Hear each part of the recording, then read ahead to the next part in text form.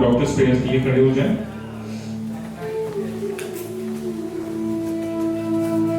सर्वे भवन्तु सुखिनः, सर्वे सन्तु निरामयाः, सर्वे भद्राणि पश्यन्तु, मा कश्चित् दुःखभाग् भवेत्। नात्वहं कामैराचं, न स्वर्गं न पुनर्भवं, कामै दुःखताप्तानां प्राणिनां आर्तिनाशनम्। ओम शांति शांति शांति। So a warm welcome to all of you for this 14th morning CME. Today's topic is approaching short duration fever in India. In the current scenario of dengue, malaria, typhoid, viral fevers and emerging infections, a systemic and rational approach is the need of the hour. And we are fortunate to have with us Dr. Saurabh Pandey. It's my privilege to introduce our distinguished speaker for today's CME. Dr. Saurabh Pandey is the first infectious disease physician of Eastern Uttar Pradesh, a name synonymous with clinical excellence in tropical and infectious diseases. He is currently working as consultant physician at Fatima, and he is also the owner and physician at Shushma Medicare and Infectious Clinic. And he also serves as a SMO, HIV consultant at the ART Plus Center, BRD Medical College, Gorakhpur. Dr. Pandey is an alumnus of KGMU with MD in Tropical Medicine from Kolkata, and has further specialized with PDCC in infectious diseases from KGMU. He has also received an advanced training in adult vaccination from CMC Bangalore. His areas of special interest include fever and pyrexia pulmonology, tropical infections, adult immunizations, deep fungal infections in pregnancy, HIV and immunocompromised hosts, dermatology and medical research and clinical trials. So with his vast clinical experience and academic insights, we are confident that today's session will be extremely enriching for all of us. Please join me in welcoming Dr. Saurabh Pandey. A huge round of applause.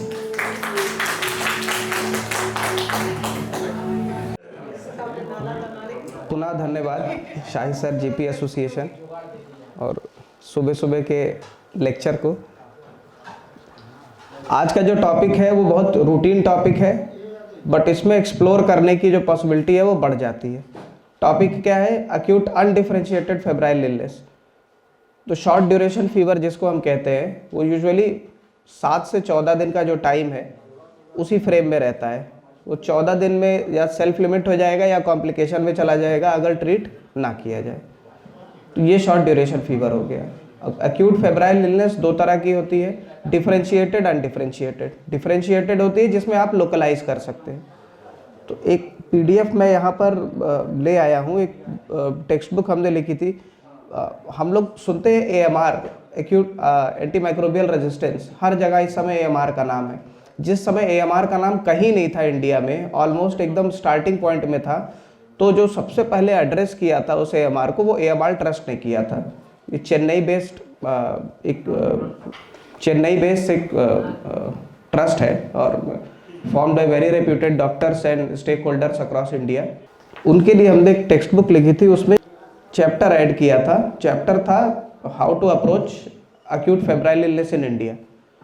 उसी chapter को background करते हुए आज का presentation है।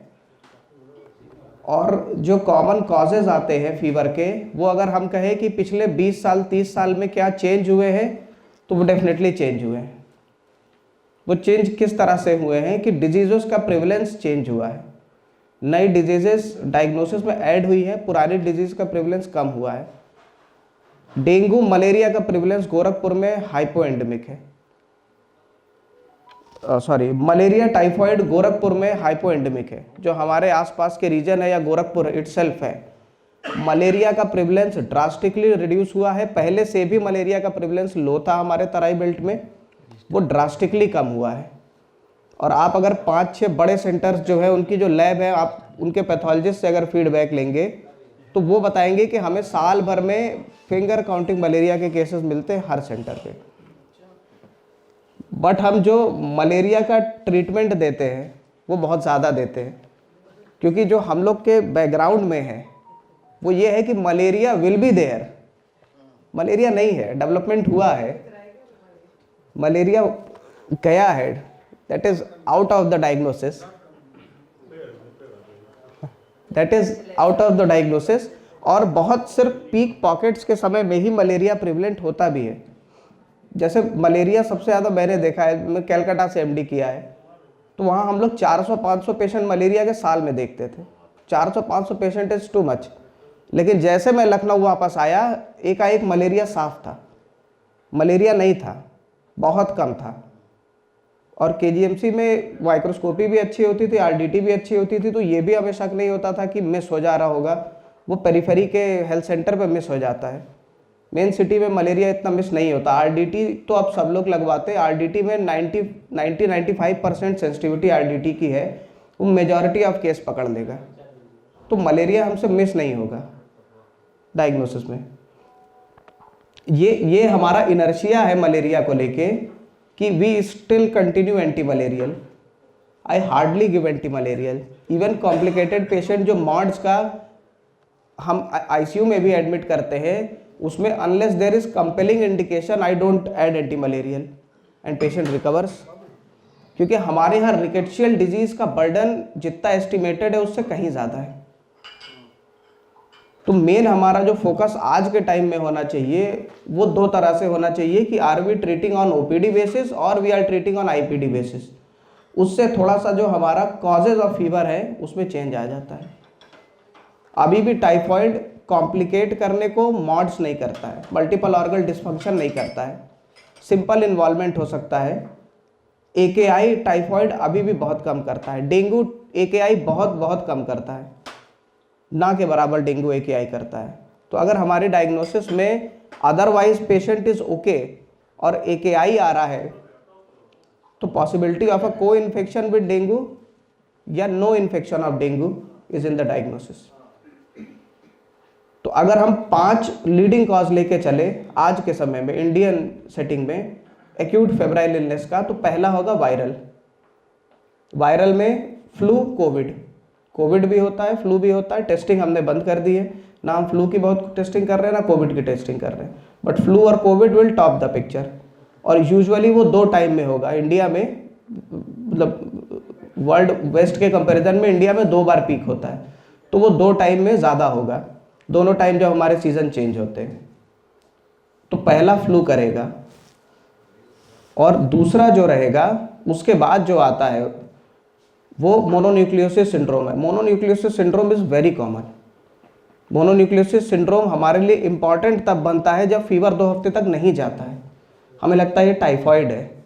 वो many of the time it is simple EBV infection. हम लोग इसकी टेस्टिंग करते थे, मतलब कैलकाटा में भी हम लोग करते थे, स्पेशली जब 2 सप्ताह से ऊपर हो जाता था फीवर। 2 सप्ताह तक अगर कोई फीवर आपको बहुत ज़्यादा इफेक्ट नहीं कर रहा है and slowly it is वेनिंग of, तो वो आपका लेप्टोस्पायरा भी हो सकता है, वो टाइफॉइड भी हो सकता है, वो आपका ईबीवी सीएमवी का मोनोन्यूक्लियोसिस भी हो सकता है, क्योंकि बॉडी अपनी इम्यूनिटी से इसको हटा देती है। ऐसे कंडीशन में जब हमें ये चॉइस रहती है हमारी कि क्या चीज़ों को हमें प्रायोरिटी देना है टेस्टिंग में, तो अभी हमारे कॉजेज़ के हिसाब से हमारी टेस्टिंग और उसका सेंसिटाइजेशन अपग्रेड नहीं हुआ है। पहले इंडिया में वाइडाल टेस्ट को हटा देना चाहिए, वाइडाल किट बनने की परमिशन बंद कर देनी चाहिए। जो एंडेमिक टाइटर है इंडिया का, वो ऑलरेडी वाइडाल टेस्ट क्रॉस कर चुका है। हमारा आपका जिनका बहुत ज़्यादा टाइफाइड से नहीं एक्सपोजर होता होगा, हमारा भी टाइटर आराम से 1:80 या 1:160 आ जाएगा। तो एंडेमिक टाइटर जो इंडिया का है वो वाइडाल के लिए यहाँ पहुँच चुका है, इसीलिए पेरीफेरी में वाइडाल करा ही जाता है ताकि वो पॉजिटिव आ जाए, वो उसको एक्सप्लेनेशन दे पाए कि आपको है, और पेशेंट लाके बताता हमको साल में 4 बार टाइफाइड हुआ था। वो टाइटर कभी नॉर्मल नहीं आएगा। तो जो इंडिया के स्टेक होल्डर्स है उनको ये डिसीजन अब लेना चाहिए कि it is too long we are hanging on with वाइडाल।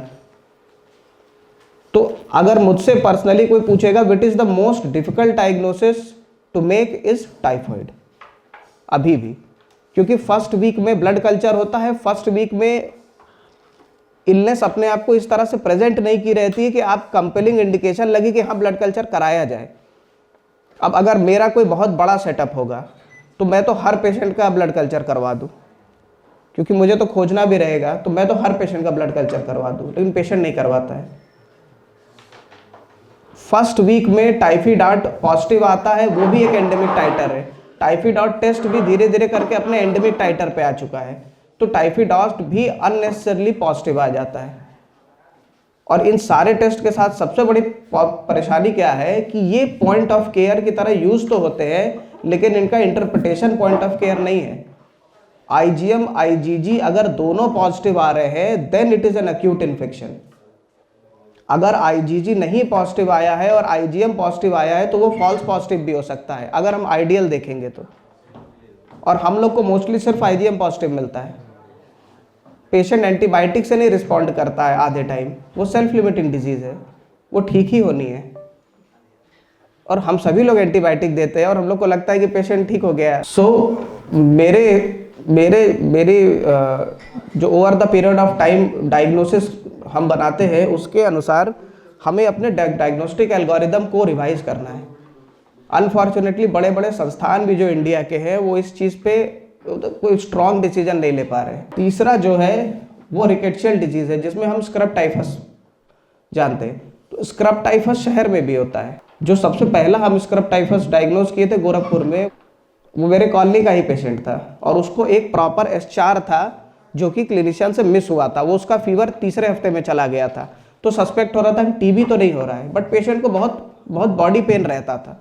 TB में बॉडी पेन नहीं होता है, एनोरेक्सिया हो जाएगा, वीकनेस हो जाएगी, बॉडी पेन नहीं होगा। उसको बॉडी पेन बहुत रहता था, कहता था मेरी major complaint fever body pain ही है। जब हमने देखा गया उसमें और टेस्ट किया गया, तो S4 भी मिला और IgM स्क्रब टाइफस पॉजिटिव भी आया। डॉक्सीसाइक्लिन में 2 दिन में उसका बुखार गिरने लगा, 7वें दिन तक वो एकदम ठीक हो चुका था। Scrub typhus is with in the city as well in the outskirt of the city. लेकिन अदर रिकेट्शियल डिजीज है इंडिया में, 5 और रिकेट्शियल डिजीज है जिसकी हम कभी टेस्टिंग नहीं करते हैं, और उसका सबसे बड़ा डेटाबेस गोरखपुर से ही निकला था। उसका सबसे बड़ा डेटाबेस यहाँ का जो RMRC अभी है, उसका ही डेटाबेस था, उसका और KGMC का डेटाबेस, जो अभी भी यूपी का सबसे बड़ा डेटाबेस है वो। मैं टाइफाइड ऑलमोस्ट कराना बंद कर चुका हूँ। वाइडाल मैंने अपने जीवन में कभी लिखा नहीं है, तो मुझे पता नहीं है, क्योंकि ये बात बहुत अर्ली इन द टाइम समझ में आ गई थी कि वाइडाल तो फॉल्स, दूसरों का ही रिपोर्ट देख देख के समझ में आ गया था कि it is false positive. And then हाँ सर, डायग्नोसिस कैसे बनाएंगे आप? जो है टाइफाइड कराना नहीं, विडाल आप करा नहीं रहे हैं, ब्लड कल्चर हो नहीं रहा है फर्स्ट वीक में, आप सस्पेक्ट नहीं कर रहे हैं, क्लिनिकल है। क्लिनिकल तो जो है बहुत से दिक्कत जो है टाइफाइड की और जो है दूसरे तरह की जो फीवर है, सब में मोर सर यही में loss of appetite, yes sir, headache है। और sir other causes rule out करिए, जैसे अदर कॉजेज रूल आउट करेंगे हम, जैसे हम कराते हैं सर मलेरिया। CRP का क्या रोल है? सर CRP नॉन स्पेसिफिक है, CRP इज नॉन स्पेसिफिक, और CRP किसी भी इन्फ्लेमेटरी कंडीशन में बढ़ जाएगा। अगर वो गाउट होगा तो भी बढ़ जाएगा, वो रूमेटॉइड आर्थराइटिस होगा तो भी बढ़ जाएगा, वो थोड़ी सी सिक करने वाली वायरलनेस होगी उसमें भी बढ़ जाएगा। सर ये तो क्लिनिकली डिफरेंशिएट हो जाता है। डेंगू फीवर अगर अपने फर्स्ट 5 या फर्स्ट 7 डेज में आता है, तो पेशेंट को प्रोफाउंड बॉडी एक होता है, फीवर होता है, हेडेक होता है, ये उसका टॉप मतलब क्लिनिकल वो होता है। इतना ज़्यादा सर टाइफाइड में पेशेंट को नहीं होता है, क्योंकि फर्स्ट वीक में typhoid is not in its peak, वो अपने सेकेंड वीक में जाके पीक करता है, और डेंगू अपने पहले 5 दिन में पीक करता है। उसके बाद पेशेंट में रैश मिलेगा, आपको क्लियर पेशेंट में ब्लांचिंग रैश मिलेगा। ये तो कोई भी वायरल फीवर हुआ उसमें जो हाई ग्रेड फीवर इनिशियली तो इनिशियली आप डायग्नोसिस पिंच करते हो डेंगू की कंप्लीट एग्जामिनेशन के बाद। फिर जब आप BP लेते हो, जब 7 दिन बीतने लगता है और पेशेंट क्रिटिकल फेज में लैंड करता है, तो उसका इमीडिएटली फर्स्ट डे से ही बहुत हाई ग्रेड फीवर जाएगा। कैसे डिफरेंशिएट करेंगे डेंगू का? हाँ मैं आ रहा हूँ सर उस पर। आपको वायरल फीवर में भी रैश मिलेगा, डेंगू में भी रैश मिलेगा, लेकिन सिस्टोलिक ब्लड प्रेशर सिर्फ डेंगू में फॉल करता है, पल्स प्रेशर सिर्फ घटता डेंगू में है, किसी अदर वायरल इलनेस में कैपिलरी लीकेज नहीं होता है।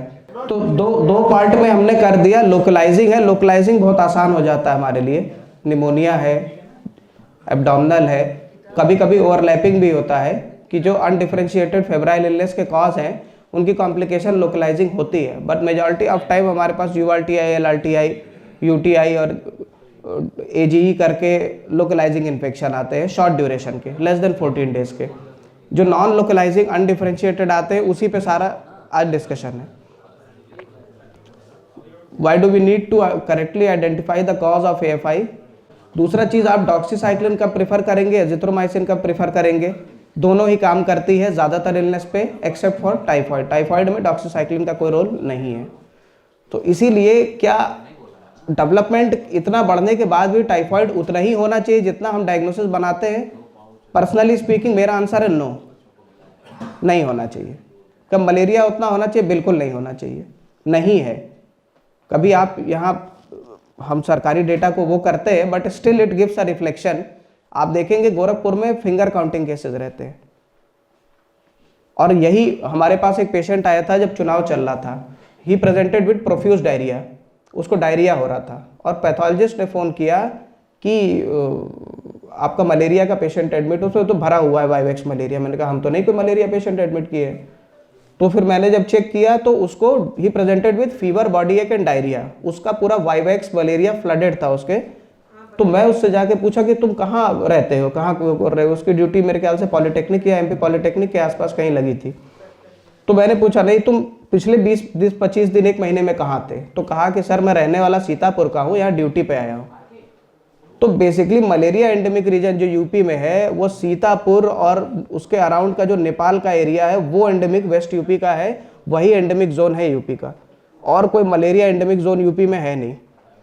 वैसे भी मलेरिया जो है इंसिडेंस आप पहले एग्जामिनेशन में पाते थे। जी सर। हम मलेरिया के पाते नहीं, और जहाँ तक बात है ट्रीटमेंट की, जो क्लोरोक्विन, प्राइमाक्विन, कैल्सिन ये सब देते थे, ये सब आउट ऑफ रीच है।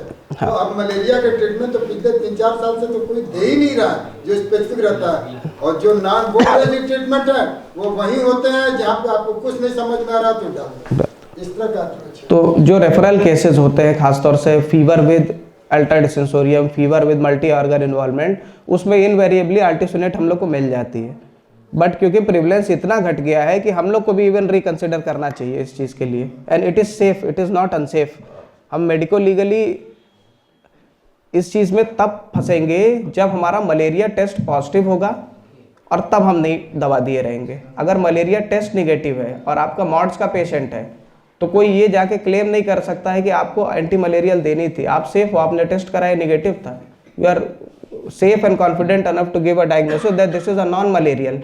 इसीलिए आप किसी भी बड़े उस पर देखेंगे तो ज़्यादातर स्टडीज़ जो मिलेंगी वो अफ्रीका से आती है। वहाँ पे क्या है, मलेरिया बहुत ज़्यादा है। अगर 10 पेशेंट लेटे हैं तो उसमें से 6 पेशेंट को मलेरिया है। तो वेस्टर्न जो भी प्रेजेंट करेगा डेटा, आपको जो भी मिलता है उसमें मलेरियल एंड नॉन मलेरियल पे वो बात करते हैं, लेकिन हमको इंडिया में इससे आगे बढ़ना पड़ेगा।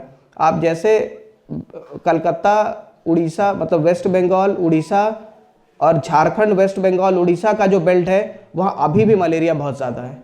और आप जैसे इधर बिहार और यूपी और नॉर्थ इंडिया के इनिशियल स्टेट में आ जाते हैं तो मलेरिया कम हो जाता है। फिर आप जैसे दिल्ली पहुँचते हैं मलेरिया बढ़ जाता है। दिल्ली हो गया, राजस्थान हो गया, इन दोनों में फिर मलेरिया बढ़ जाएगा। और फिर आप जैसे हरियाणा जाते हैं और उधर जाते हैं, चंडीगढ़ जाते हैं, हिमाचल जाने लगते हैं, मलेरिया गायब होने लगता है। तो कुछ रीजन इसके बारे में आप सोच सकते हैं? सर वो तो पैरासाइट की एंडेमिसिटी है, मॉस्किटो की एंडेमिसिटी है, उसी की वजह से।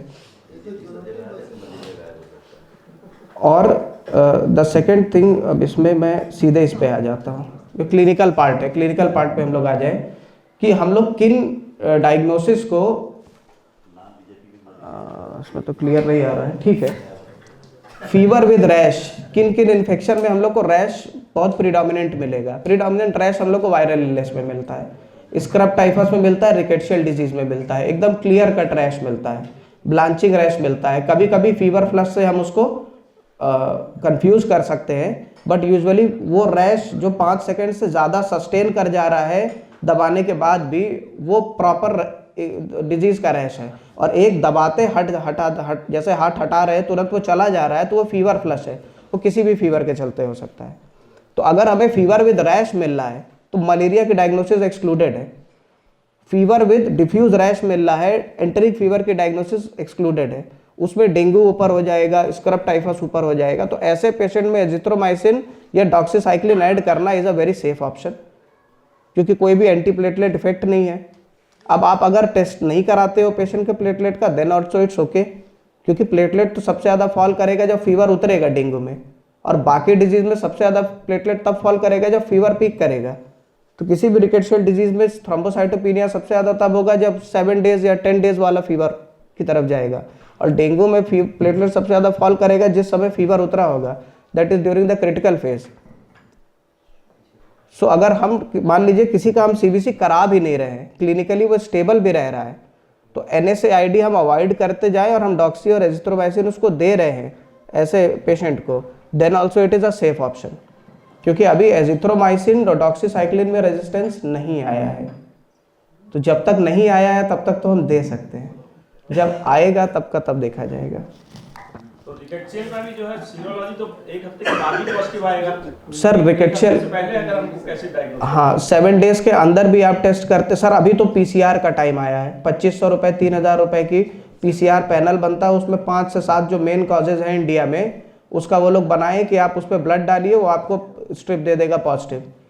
तो अभी तो हम लोग इस टाइम पे आ चुके हैं। अगर कोई 3000 रुपये शॉर्ट ड्यूरेशन फीवर के लिए खर्च करने को तैयार है तो रेडीमेड PCR किट आ गई है। नहीं करेगा, सीधी सी बात है सर। तो आपको क्लिनिकल डायग्नोसिस के साथ चलना होगा, आपको CBC कराना ही होगा। अगर आपको न्यूट्रोफिलिया मिल रहा है then the possibility of dengue is extremely low, the patience of possibility of malaria is extremely low. Neutrophilia 10,000 12,000 से ऊपर काउंट न्यूट्रोफिलिक मिल रहा है। रिकेट्शियल डिजीज अगर फीवर विद रैश कर रहा है, या अगर रैश नहीं भी है और आप कुछ लोकलाइज नहीं कर पा रहे हो, मतलब ना तो ब्रेन का इन्फेक्शन है या ब्रेन हटा देते हैं, वो तो IPD इन्फेक्शन है, URT नहीं है, LRTI नहीं है, GI इन्फेक्शन नहीं है, UTI नहीं है, और किसी तरह का आर्थराइटिस नहीं है, नॉन लोकलाइजिंग इन्फेक्शन है, और उसमें न्यूट्रोफिलिया मिल रहा है आपको, तो the possibility of rickettsial disease is top. और AES स्टडी जो हुई थी वहाँ पे मेजॉरिटी ऑफ डेटा जो था अलग अलग सेंटर से इंडिया से था, उसमें UP से सबसे ज़्यादा डेटा था, और उसमें scrub typhus was the first diagnosis. तो रिकेट्शियल डिजीज अभी भी AFI की, ट्रीटेबल AFI की पहली डायग्नोसिस है, और उस पर बहुत ज़्यादा स्टडीज भी नहीं है। वो दिखेगा नहीं सर, सबसे बड़ा इशू ये है कि वो आपको दिखेगा नहीं, वो बहुत छोटा सा होगा। हाँ सर, खटमल तो अभी भी है सर। कहते हैं कि खटमल गया तो एड्स आया। बेस्ट यही है सर, एजिथ्रोमाइसिन स्टार्ट करिए क्लिनिकल ग्राउंड पे। हाँ प्रॉब्लम बट जैसे आपने कहा कि एजिथ्रोमाइसिन से रेजिस्टेंस नहीं है, अभी 4-5 दिन पहले जो स्टडी आई है उसमें एजिथ्रोमाइसिन का रेजिस्टेंस उन्होंने डेवलप करा दिया कि कोविड के बाद से एजिथ्रोमाइसिन इतनी यूज हुई है कि बात रेजिस्टेंस की नहीं है, बात आपके पास ये है कि तहु रेजिस्टेंस हो, कुछ भी तो असर डालता है। सर धीरे धीरे केसेस टाइफाइड फीवर के, MDR टाइफाइड उसको कहते हैं, वो एजिथ्रोमाइसिन रेजिस्टेंस है। तो अभी जो ड्रग ऑफ चॉइस है टाइफाइड फीवर के लिए वो एजिथ्रोमाइसिन है। एडल्ट में 50 किलो के ऊपर अगर कोई है तो 1 ग्राम 20 मिलीग्राम पर केजी से हम लोग यूज करते हैं। बिल्कुल सर। तो ऐसे कंडीशन में पाकिस्तान में सबसे ज़्यादा केसेस हैं MDR टाइफाइड के, क्योंकि पाकिस्तान का US का बहुत अच्छा कोलैबोरेशन भी है, तो वहाँ पे अच्छी रिसर्च हो जाती है। तो वहाँ पर रिसर्च जो की गई है, US NIH किया है, वो सबसे ज़्यादा पूरी दुनिया में MDR टाइफाइड जो है वो पाकिस्तान में ही है, और वो सब एजिथ्रोमाइसिन रेजिस्टेंट है। टाइफाइड में फीवर के साथ बावेल वाली कुछ प्रॉब्लम अगर अटैच हो तो एक चांसेस बनते हैं। बिल्कुल सर। तो किस तरीके से क्लिंच किया जाए डायग्नोसिस, ये और डिफिकल्ट इसलिए हो जाता है क्योंकि शुरू से पेशेंट कैल्पॉल लेता है, तो पैटर्न ऑफ फीवर पे बहुत अच्छा कमेंट करना बहुत मुश्किल हो चुका होता है। तो जो क्लासिकल पैटर्न्स हम डिस्कस करते थे वो सब डिसरप्ट हो जाते हैं आज के समय में। वो पहले दिन से कैल्पॉल खा रहा होता है, पता चला 3 बार 4 बार अपने से खा रहा है, किसी टाइम फीवर चढ़ना भी था तो वो थोड़ा सा होके उतर जाता है, उस समय उसको होता नहीं है। तो जो क्लासिकल फीवर का पैटर्न हम डिस्कस करते थे आज वो डिसरप्ट हो चुका है।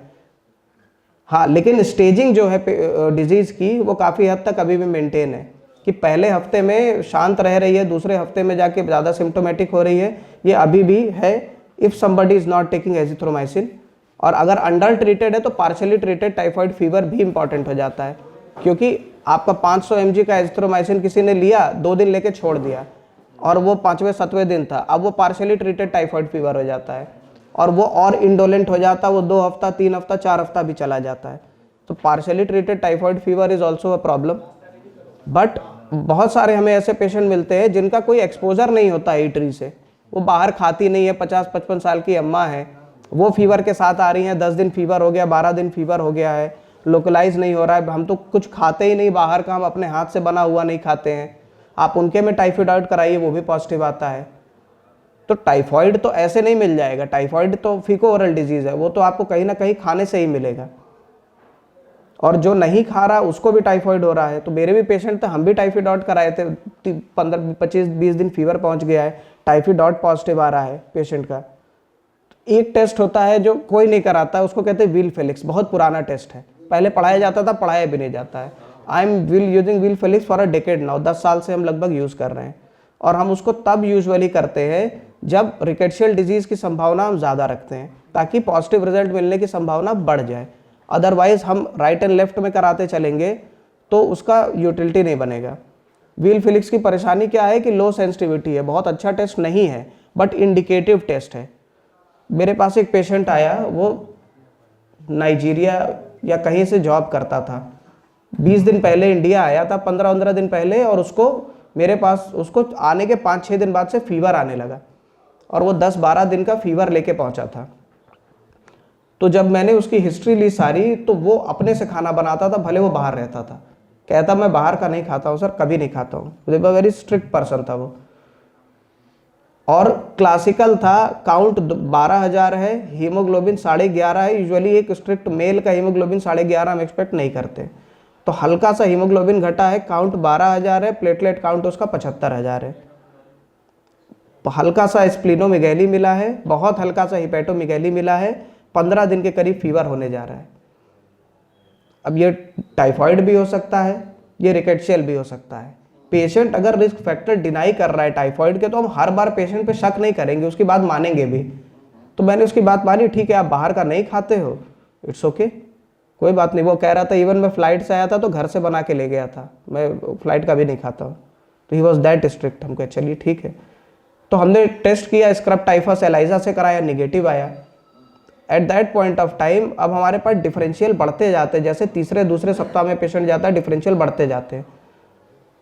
तो एक्सरे नॉर्मल था, इको नॉर्मल था, ब्लड कल्चर में कोई ग्रोथ नहीं थी इतने दिन में, 3-4 दिन 5 दिन बीत चुका था पेशेंट को। अब हमने उसको एजिथ्रोमाइसिन डॉक्सीसाइक्लिन मैंने उसको डे 3rd पे स्टार्ट कर दी थी। उसको रिस्पांस आना थोड़ा शुरू हुआ था, bye end of 2nd day मैंने उसका व्हील फेलिक्स कराया, और व्हील फेलिक्स में जो कॉम्बिनेशन पॉजिटिव आया वो स्पॉटेड फीवर के लिए था। स्पॉटेड फीवर इंडिया में भी होता है, अफ्रीका में भी होता है। तो एक हमको इंडिकेशन मिला कि मे बी वो फॉल्स पॉजिटिव भी हो सकता है और ट्रू पॉजिटिव भी हो सकता है। बट मेरा पेशेंट सिंपल मोनोसेफ डॉक्सीसाइक्लिन पे पूरी तरह ठीक हो गया। सेल्फ लिमिटिंग भी हो सकता है, अपने आप से ठीक हो रहा हो, हमको लग रहा है कि हम उसको ट्रीट कर रहे हैं, लेकिन उसमें भी जो कॉम्बिनेशन था वो स्क्रब टाइफस के लिए निगेटिव था, एलाइजा से भी स्क्रब टाइफस निगेटिव था, और स्पॉटेड फीवर के लिए वो पॉजिटिव था। तो मेरी डायग्नोसिस तो हम स्पॉटेड फीवर ही पहले रखेंगे कि डॉक्सीसाइक्लिन पर रिस्पांस मिला है, एक टेस्ट में पॉजिटिव आ रहा है, 2 टेस्ट में स्क्रब निगेटिव आ रहा है, टाइफाइड भी हमने करा दिया, निगेटिव आया था, मलेरिया निगेटिव आया हुआ, अफ्रीका से आया था तो मैंने उसका 3 दिन मलेरिया कराया था, मलेरिया निगेटिव है। और ऐसे 5 से 7 पेशेंट की डायग्नोसिस एक साल में, क्योंकि I see relatively less patient in comparison to others, तो 5 से 7 पेशेंट की हमने diagnosis non scrub rickettsial disease यहाँ बनाई है। केजीएमसी में तो और बनाया था, लगभग 30 पार हो गए थे पेशेंट। तो जो हमारा डायग्नोस्टिक एल्गोरिदम है उसी को हमको रिवाइज करने की ज़रूरत है। टाइफाइड कम है, मोस्ट ऑफ द टाइम जो हमारे पास आ रहे हैं less than 7 days of fever, वो वायरल फीवर है। नाक, अगर किसी को राइनोसाइनोसाइटिस के फीचर मिल रहे हैं, it has to be viral. Rhinosinusitis bacterial हमेशा सेकेंडरी होता है, प्राइमरी बहुत कम होता है। तो पहले सर्दी खांसी की हिस्ट्री और 5 दिन बाद से पेशेंट को सर दर्द होने लगा है और स्टफी नोज लगने लगी है और तब फीवर आने लगा है, that means he has developed a secondary rhinosinusitis, bacterial sinusitis. ये चीज आजकल लंबी भी चलने लगी। बहुत लंबी चल रही है सर, 6-6 महीने के कफ हो रहे हैं। अभी ये और बढ़ेगा क्योंकि हाइपर रिएक्टिव एयरवे सिंड्रोम बढ़ता जा रहा है क्योंकि पोल्यूशन बढ़ता जा रहा है। वो धीरे धीरे करके हमारे यहाँ पर पूरा घाव बना दे रहा है। घाव बनने के बाद वो धीरे धीरे ठीक नहीं हो रहा है और जो रिएक्टिव एयरवे डिजीज है वो बढ़ती जा रही है। तो लगातार क्रॉनिक कफ बढ़ता जाएगा over the period of time, complication बढ़ती जाएगी। वायरल में वैसे भी इम्यूनिटी डिक्रीज हो ही जाती है सर। इतनी भी थोड़ी नहीं है कि 6 महीना इम्यूनिटी डाउन रहेगा। नहीं सर, ये तो ग्लोबल फिनोमिना हो गया है कि हाइपर एयरवे रिएक्टिवनेस ब्रोंकियल हाइपरएक्टिविटी बढ़ी है, बहुत बढ़ गई है सर। और नॉन रिस्पॉन्डिंग कफ जो कि ब्यूटिसोनाइड इनहेलेशन को रिस्पॉन्ड कर रहा है या फिर कोडीन को रिस्पॉन्ड कर रहा है या किसी भी चीज़ को नहीं रिस्पॉन्ड कर रहा है, उसमें बाद में पता चल रहा है कि ILD डेवलप कर रहा है पेशेंट। वो प्रेसिपिटेट हुआ था वायरल इलनेस से, बट जब हम उसका CT कराते हैं तो हमें लगता है कि उसका बेसल पूरा ग्राउंड ग्लासिंग स्टार्ट हो चुका है और he is in initial phase of ILD। ILD India में अंडर डायग्नोज कंडीशन थी, बट जब से वेस्ट का मुकाबला हमने किया और हम भी पॉल्यूशन में आगे निकल गए, over the period of time ILD भी बढ़ गई, लोगों की डेथ भी हो रही है। बिल्कुल sir, ILD is a recognised cause. तो है ना सर उसमें जो प्रेजेंटेशन है इसमें अगर हम 2-3 पॉइंट पे फोकस करें कि थ्रोम्बोसाइटोपिनिया विद ल्यूकोसाइटोसिस। अब लेप्टोस्पाइरोसिस एक मिस हो रहा है, रिकेट्शियल के साथ आता है लेप्टोस्पाइरा, लेकिन लेप्टोस्पाइरा का फोकस है। शहर के पेशेंट बहुत कम होते हैं। कहाँ शहर के पेशेंट होते हैं? बड़े शहर के, मेट्रो सिटी, चेन्नई, दिल्ली, बम्बई। क्यों? क्योंकि वहाँ पर थोड़ी सी बारिश हो जाए तो गोरखपुर से ज़्यादा पानी लग जाता है और जितना सीवर का पानी है वो सड़क पे आ जाता है, लोगों के घर में भी घुस जाता है, अनप्लान्ड अर्बनाइजेशन। और लेप्टोस्पाइरा कहाँ से आता है? जब तक सीवेज का पानी नहीं मिलेगा लेप्टोस्पाइरा नहीं आएगा। अगर हमारे इस पूरे एरिया में सीवेज का पानी घरों में नहीं घुसता है, लोगों के म्यूकोसा तक नहीं पहुँच पाए, तो लेप्टोस्पाइरा होने की possibility is next to zero. चूहों से भी तो होता है सर, चूहे कैरी करते हैं और वो सीवेज वाले एरिया में जाते हैं, वहाँ से कैरी करते हैं, लेकिन जब हमारे तक तभी पहुँचता है जब हमारा म्यूकोसल एक्सपोजर होता है। इसीलिए जब भी कहीं कोई बाढ़ आती है, जैसे मुंबई में बाढ़ आई थी या हमारे आसपास में कहीं बाढ़ आती है, वहाँ जिन लोगों का म्यूकोसल एक्सपोजर होता है बाढ़ के पानी से, उनको डॉक्सीसाइक्लिन की प्रोफाइलैक्सिस देनी चाहिए। टू लेप्टोस्पाइरा एमॉक्सिसिलिन है ना drug of choice sir, सेफ्ट्राइक्सोन plus minus doxycycline ये कॉम्बिनेशन दिया जाता है क्योंकि over the period of time Leptospira treat करना डिफिकल्ट हो गया है। जब तक वो पहुंचता है वो इन्फेक्टिव फेज से इम्यून फेज में पहुंच चुका होता है, तो half of the time Leptospira में आपकी एंटीबायोटिक भी नहीं काम करेगी। वो पेशेंट को ठीक होना होगा तो होगा, अदरवाइज वो मॉड्स में जाके चला जाता है। और Leptospira in it self is a self limiting condition. 50% case में लेप्टोस्पाइरा में कोई दवा देने की जरूरत नहीं, वो अपने आप ठीक हो जाता है। What about in Gorakhpur? इतनी ज्यादा जो नालियां खुद रही हैं और हाँ। सब सैनिटरी वाटर सब भरा हुआ है दोनों नाली में। बट सर हमारे यहाँ बाढ़ नहीं आ रही। उसके नहीं इसके बारे में कोई रिसर्च हो रहा है या गोरखपुर का? इस समय बहुत बुरी हालत है। जी वो सर। पानी आपके अंदर घुसना चाहिए। बहुत बुरी हालत है जी इस सर, समय। जी सर। तो यहाँ का आपने कभी देखा टेस्टिंग? जी जी सर, मेरे पास अथॉरिटी होती है तो मैं तो बहुत टेस्टिंग करवाता मैं तो टेस्ट कराता हूँ सर, इसलिए मैं जब तक घर के अंदर नहीं घुसेगा, म्यूकोसल सरफेस को नहीं छुएगा पानी, तब तक आपके लिए रिस्क फैक्टर नहीं है। That is the most important point. इसीलिए सबसे ज्यादा लेप्टोस्पाइरा मिलता है फार्मर में। इंदौर में तो या नहीं? इंदौर में तो बहुत ही ज्यादा कॉमन हो गया था वहाँ। सर इंदौर तो बहुत क्लीन सिटी है। नहीं क्लीन सिटी सर, आप तो पानी का हाँ पता है सर, वो तो सर फूड पॉइजनिंग हुई थी बेसिकली। वो तो सीवेज पहुंच गया था उस तक, तो फूड पॉइजनिंग, वो bacterial food poisoning. Majority of the time अगर सीवेज पहुंचता है खाने तक तो बैक्टीरियल फूड पॉइजनिंग होती है, ग्राम नेगेटिव बेसिलाई की फूड पॉइजनिंग होती है। दैट वो प्रिडोमिनेट करती है पिक्चर को। लेकिन अगर हम कहें कि जैसे इस समय रेनी सीजन चल रहा है और हमारे पास ओपीडी में पेशेंट आ रहे हैं और पेशेंट फीवर लेकर आ रहे हैं, तो उसमें Leptospira is a common will be important diagnosis. जो पेशेंट हमारे पास गांव की तरफ से आ रहे हैं और ख़ास तौर से हिस्ट्री दे रहे हैं कि हम खेत में काम करते हैं, क्योंकि जो चूहे होते हैं वो खेत में बिल बनाते हैं, तो वो चूहे सोर्स एक खेत के पानी लगने का करते हैं, और दूसरा जो होता है वो तब होता है जब ये वाला पानी गंदा पानी मेन स्ट्रीम तक पहुंचता है। अब इस केस में भी, इंदौर वाले केस में मुझे नहीं पता लेप्टोस्पायरा की टेस्टिंग हुई थी कि नहीं, होपफुली मेडिकल कॉलेज पहुंचा होगा, तो इस समय तो आईसीएमआर नेटवर्क काम कर रहा हुई होगी। अभी उसका रिजल्ट नहीं आया है, वो ट्राई कर रहे हो अभी, केवल मिक्स बैक्टीरियल इन्फेक्शन करके वही मोस्ट कॉमन होता है sir, that is most common. Mix दे रहे हैं, मगर अभी कोई स्पेसिफिक नहीं दिया, वो बाद में दे देंगे कि ये था, हमने ट्रीट नहीं किया। अब अगर हम आईपीडी बेसिस करें या पेशेंट को थोड़ा सा सिक कर दें कि थोड़ा सा सिक पेशेंट हमारे पास आया है, एकदम हल्का पेशेंट नहीं आया है यूजुअली, तो उसमें अलग अलग कंडीशन में अगर किसी पेशेंट में सोर थ्रोट है तो सोर थ्रोट सबसे ज़्यादा वायरल होता है, बट डेंगू में भी सोर थ्रोट होता है ठीक ठाक। और हमें डेंगू अलग से हम इसलिए देखते हैं क्योंकि डेंगू को हमको अलग से दिखाया गया है management of point of view से, उसको अर्ली डेंगू पकड़ना ज़रूरी होता है क्योंकि उसमें डिहाइड्रेशन और plasma leakage is the central pathophysiology, इसलिए वो अदर वायरल इलनेस के मुकाबले हमारी अटेंशन ज़्यादा सीक करता है डेंगू फीवर। उसके अलावा मलेरिया में भी सोर थ्रोट होता है। जॉन्डिस अगर आ जाता है तो जॉन्डिस सबसे ज़्यादा, अगर थ्रोम्बोसाइटोपिनिया के साथ जॉन्डिस है तो मलेरिया रहता है सबसे क्लासिकल में, लेकिन थोड़ा बहुत जॉन्डिस टाइफाइड भी करता है, लेप्टोस्पायरा भी करता है, स्क्रब टाइफस भी करता है।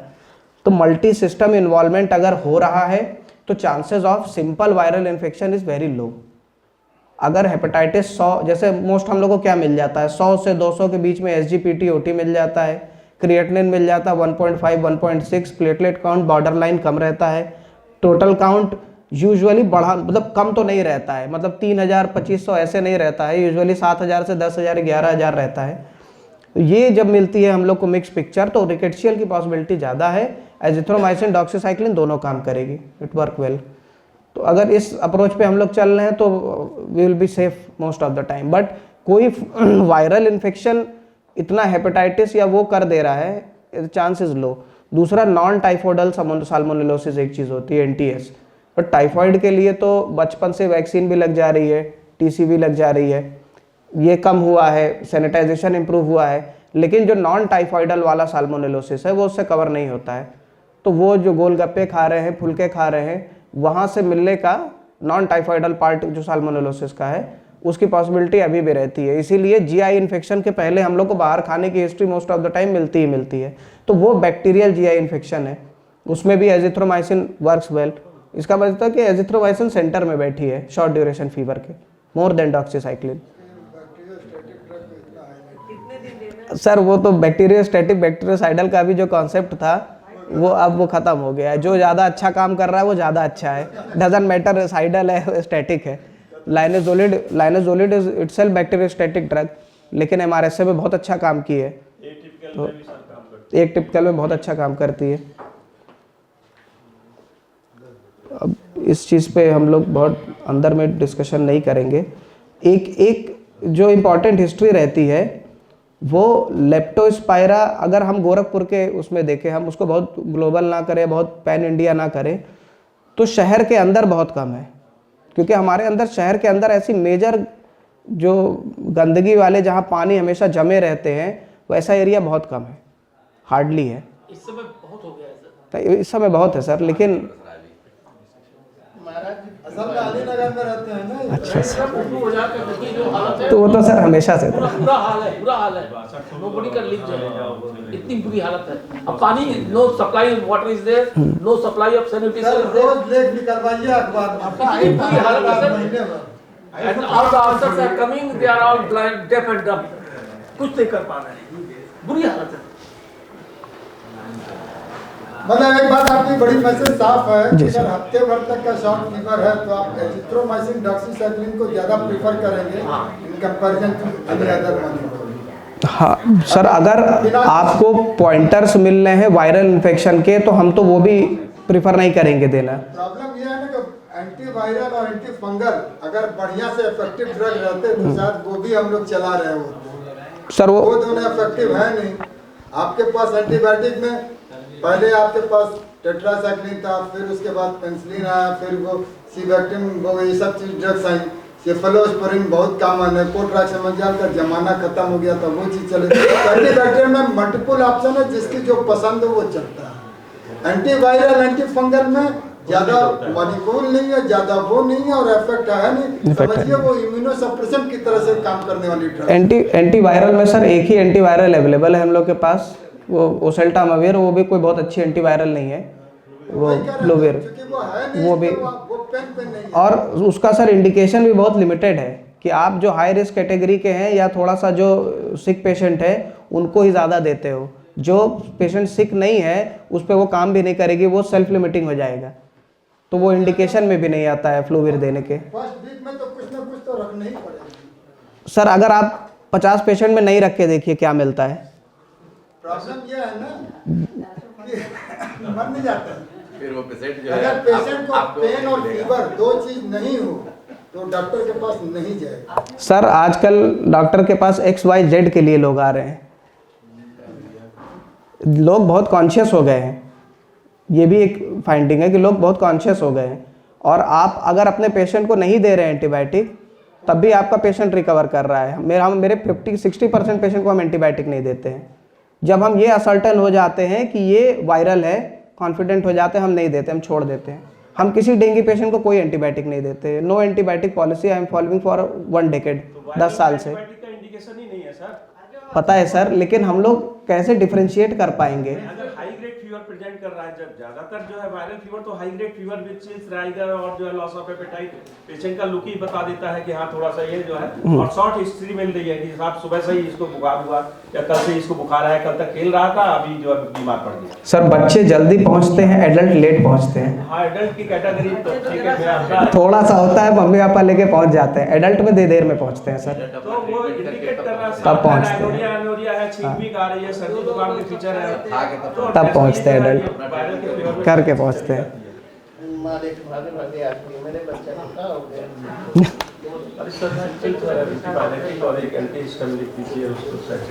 बिल्कुल सर, और एक मल्टीविटामिन थोड़ा सा काफी हद तक जो है रिलीफ में। मैक्सिमम पेशेंट इसी से ठीक हो जाते हैं, वो वायरल फीवर ही होता है मैक्सिमम टाइम। मेन है कि हम डायग्नोसिस सही समय पे बना रहे हैं, तो हमें टेस्टिंग क्या करनी चाहिए। फर्स्ट वीक में क्या क्या टेस्ट कर सकते हैं। अगर वायरल आपको लग रहा है कि पेशेंट को रैश है या पेशेंट को टिपिकल वायरल है, आप मलेरिया का टेस्टिंग नहीं करते हैं, बहुत सारे लोग करते हैं, दैट डिपेंड्स, बट इंडिकेशन नहीं है मलेरिया टेस्टिंग का। मलेरिया पॉजिटिव होने के बाद भी सर कहाँ इतना पॉजिटिव आता है? Exactly, sir. केसेस में तो आता ही नहीं है। 99% केस में नहीं आता है सर। और आएगा वो 30% केसेस में, वो भी कभी देखने में नहीं सर, जो किट टेस्ट अवेलेबल है मलेरिया का वो अच्छा अवेलेबल है। किट टेस्ट आर गुड, वो मेरे थीसिस का भी पार्ट था, तो हमने उसका एफिकेसी टेस्ट किया था, it is more than 95%।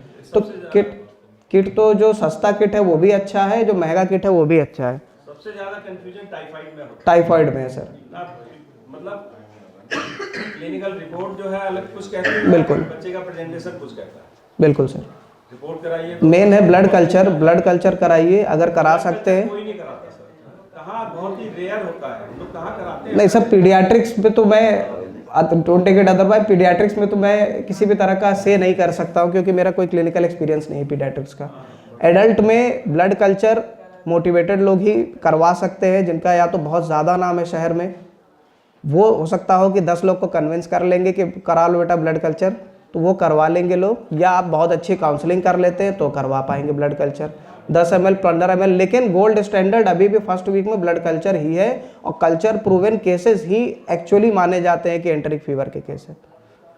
Typhoid जो सर ने बात बोली थी मेडिको लीगल, तो जहाँ कंपेलिंग इंडिकेशन है वहाँ करा लीजिए। Even typhoid is also not very good test, और वाइडाल तो बंद कर देना चाहिए मेरे हिसाब से, वाइडाल का कोई मतलब नहीं रह गया है। टाइफाइड में भी आईजीएम स्टार्टिंग में तो आईजीएम ही आएगा सर। आईजीएम नहीं सर, आईजीएम आईजीजी दोनों आता है बेसिकली। नहीं सर, नहीं सर, दोनों शुरू होता है सर।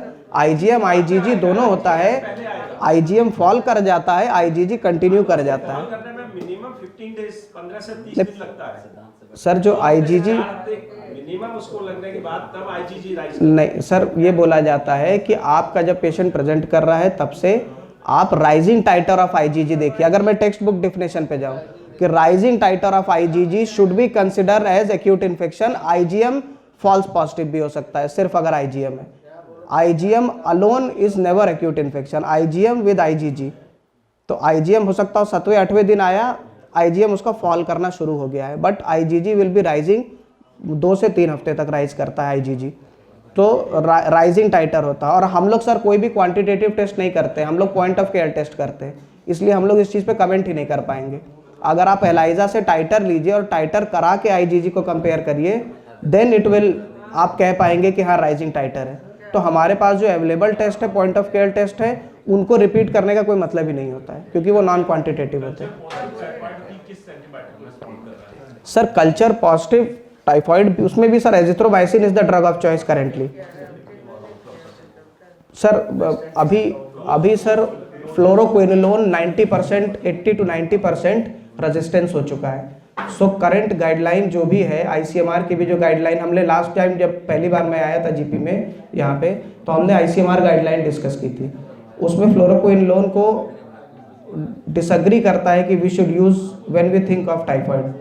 तो आप या तो high dose cefixime 400 BD with 1 gram या 500 बीडी एजिथ्रोमाइसिन रखिए, अदरवाइज सिर्फ एजिथ्रोमाइसिन दीजिए, इसी से हो जाता है। ड्यूरेशन है sir 5 to 10 days in uncomplicated case and can give up to 14 days in complicated, लेकिन 5 to 10 days is sufficient enough. 14 to 21 days जो है कैसे लेवल करेंगे कि क्योर हो गया, किस टेस्ट से आप उसको इंश्योर सर क्लिनिकली, वो क्लिनिकली रहेगा। हाँ, सबसे बड़ी प्रॉब्लम पूरी की पूरे माइक्रोबायोलॉजी के साथ है कि आप definitive diagnosis point of care testing से अब बना सकते हो जब हमारे पास पीसीआर है। अदरवाइज जो अवेलेबल टेस्ट हमारे पास हैं वो सिर्फ अंदाज़ा देते थे और वो अपनी लिमिटेशन पे आ चुके हैं कि जब एक समय बीत जाएगा, कुछ दशक बीत जाएंगे और वो सब डिजीज़ आपके एंडेमिक हो जाएंगी, तो ऐसे ही पॉजिटिव आने लगेगा।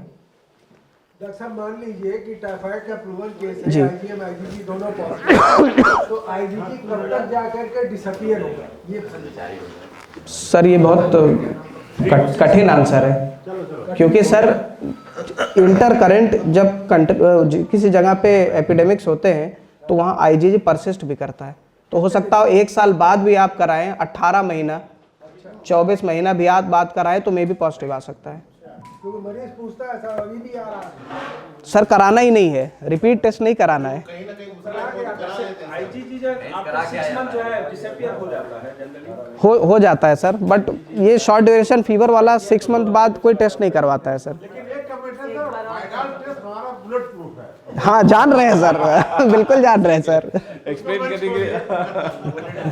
तो एक बिल्कुल ही नए तरह की मॉर्निंग सीएमई हुई है जीपी की। एक big round of applause for doctor Saurabh Pandey. बहुत ही इंटरेक्टिव सेशन हुआ है after very very long time. मुझे लगता है सभी ने पूरा अपना इंटरेस्ट दिखाया है।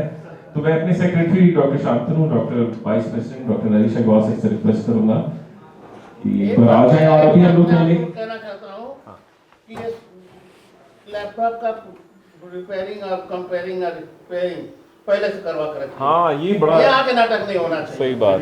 सर एक बार हुआ, पहली बार हुआ। नहीं पहली बार नहीं ऐसा हो रहा है। ऐसे पहली बार हुआ सर जो है। नहीं पहली बार नहीं। एक बार अभी क्विज कर लेते हैं जल्दी जल्दी से। First question quiz hello Shankar ji, register pen सब दे दीजिए, मार्कर भी सब एक बार दे दीजिए। एक second So first question will be from my left and second question will be from my right. First question is, what is your drug of choice for MDR typhoid? Ceftriaxone, azithromycin, meropenem, Ceftriaxone. Just raise your hand from this side. Sir, Dr. Naresh. Azithromycin, फिर से एक बार option सुन लीजिए। Ceftriaxone, azithromycin, meropenem, Ceftriaxone. Drug of choice for MDR typhoid. Just हाँ sir बताएं sir. Ceftriaxone is not the right answer, sir. Azithromycin was the right answer. Right answer. Dr. Ashwini Sir, का नाम लिख लीजिए। हाँ, मैंने आपको confuse किया। Okay, a big round of applause for Dr. Ashwini. Second question will be from this side. What is your drug of choice for XDR typhoid? XDR typhoid के लिए Ceftriaxone, Azithro, Meropenem, Ceftriaxone. Just wait. हाँ, Dr. Ratnesh. Doctor Ratnesh Meropenem. You sure? Answer 2 है। अगर आपका OPD patient है तो आप Septran दे सकते हैं, अगर आईपीडी पेशेंट है, सिक पेशेंट है तो आप मेरोपेनम दे सकते हैं। ये दोनों ही ड्रग ऑफ चॉइस है, डिपेंड्स अपॉन उसको कैसे यूज कर सकते हैं। और कैसे oral formulation? Sir Septran DS 1 type BD और मेरोपेनम आपका अगर पेशेंट बहुत सिक है तो 2 gram TDS, otherwise 1 gram TDS IV. IV. So third question from the left side. What is your drug of choice for MDR malaria? Artemether, lumefantrine, doxycycline, clindamycin, artesunate, clindamycin, or is it mefloquine? Just raise your hand. Raise your hand. Doctor Shailesh Dr. Shailin sir. क्या फ्लोरोक्विन Mefloquine D? No sir, that's not the right answer. Any other? Dr. Shailin? Option B. Doxycycline, clindamycin? No, that's not the right answer. Just raise your hand. Just raise your hand. Dr. Rita. ए है। Dr. Rita, artemether lumefantrine is the right answer. Big round of applause for Dr. Rita Mishra. बताएं? हाँ, हम लोग जो sir arty लुमिथर fort देते हैं, ल्यूमरेक्स देते हैं, वो actually is a drug for जो नॉर्थ ईस्ट है हमारा, वहाँ पे आपका आर्टिसोनेट रेजिस्टेंस भी है, वहाँ के लिए ये आइडियल ड्रग हो जाती है। बट क्योंकि सब जगह है तो हम सभी लोग इसको इजीली देने लगते हैं। क्या क्या कॉम्बिनेशन आता है, किस नाम से, ब्रांड नेम और क्या? ल्यूमरेक्स के नाम से आता है, आर्टिमिथर लुमिफेंट्रिन का कॉम्बिनेशन है, ल्यूमरेक्स। हाँ, लुमिथर फोर्ट है सर, फिक्स, मतलब एडल्ट में तो सर फिक्स डोज है, वो आपका 1 BD फॉर 3 days हो जाता है इसका। ल्यूमरेक्स, लुमिथर फोर्ट या ल्यूमरेक्स? ल्यूमरेक्स 80, हाँ सर 80, ल्यूमरेक्स 80, बच्चों में 20, 40, 60 और 80, हाँ 80। Okay. So fourth question is which antibiotic combination has proven survival benefit in scrub typhus? Ceftriaxone, azithromycin, doxy, azithro, doxymeropenem, or is it penicillin, doxy? Just raise your hand. हाँ बिल्कुल। Doctor Sai Dr. Shah. Doxy Doxy plus azithro plus azithro. B. अच्छा मैंने ये गलती, B है, B. Okay, that's the right answer. A big round of applause for Dr. Shiv Shankar Shahi. Last question: best test for diagnosis of typhoid, blood culture, Vidal, typhoid, and just raise your hand. Dr. Ashok Agrawal sir. Blood culture best test for diagnosis of typhoid? Sir blood culture is ideal test, best test होना चाहिए जो हम उस समय कर पाए। तो actually answer है D, none, but second best answer है ए। तो अभी सर का बनता है सर को इसमें मिलेंगे। तो बेस्ट आंसर है none, but second best is blood culture and sensitivity. और बिग राउंड ऑफ अप्लॉज। तो मैं रिक्वेस्ट करूंगा सर्टिफिकेट प्रेजेंटेशंस या कोई और क्वेश्चंस रह गए तो अभी पूछ सकते हैं। Doctor Rita, any questions from audience? Nothing. So we'll move forward toward the certificate presentation.